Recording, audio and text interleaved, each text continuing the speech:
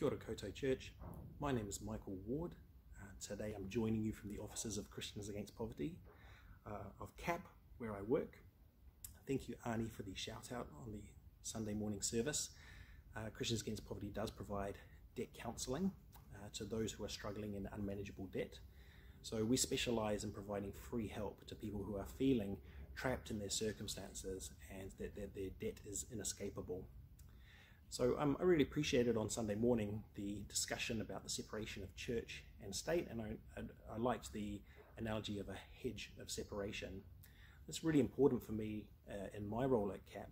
I'm the External Engagement and Social Policy Advisor, which means that my job is to talk to MPs and to ministers in government around what's wrong and what needs fixing to prevent people from falling into hardship and to help those who are in financial hardship. So this is my mission, and I'm incredibly proud of the work that CAP does and glad to play a part in it. I thought I'd share with you this morning a verse that keeps me on mission, and it comes from the book of Isaiah, which is God's message through Isaiah to the people of Judah and Jerusalem. And from verses 16 and 17 we can read,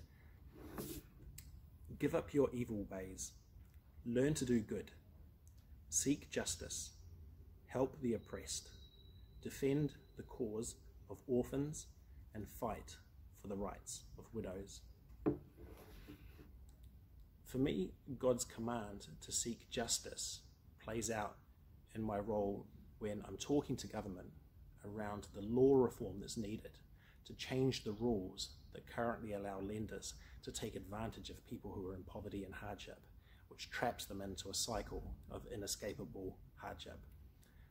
So CAP has made many submissions to the government around law reform to make sure that the law is protecting those who are vulnerable and who are experiencing most difficulty.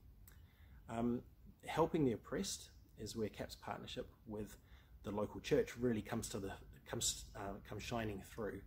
It is the local church that is significantly better placed than the state to provide help to those who are oppressed.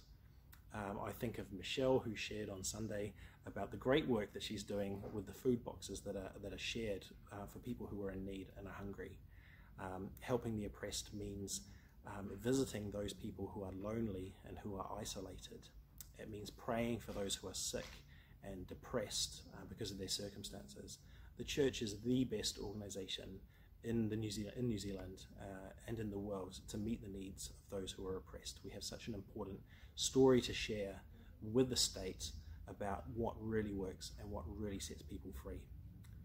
Fighting for the rights of widows and orphans to me means representing and standing up for those who don't have the agency at this time to be able to help themselves. For people who are being taken advantage of, we get to stand alongside them and fight for their rights to make sure that they are able to be taken out of poverty and out of hardship. Helping people who are experiencing oppression is one of the great joys of my job, and seeing the transformation that takes place in people's lives when the church comes alongside people, wraps their arms around them and provides them the holistic support that they need to get out of hardship and out of their debt. It's the biggest barrier, I think, to government being able to bring about change is that they just don't see how deep the situation is. So standing up for the rights of widows and for seeking justice is very important work. Would you join me in prayer this morning? Lord, I would ask that wherever we are in our local communities, in our work, would you help us to seek justice first and foremost? Lord, would you help us to come alongside those who are experiencing oppression and provide practical support? We thank you for the role that the church gets to play in this space. Lord, would you help us to stand up for the rights of those people who cannot stand up for their own rights at this time, Lord? And Lord, we recognize the great gift that you've given us to help those who are in need in our community.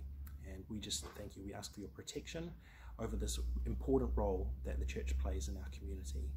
Lord, would you help us to truly live out this mission that you've called us to? In your name, Jesus. Amen. Kia ora koutou.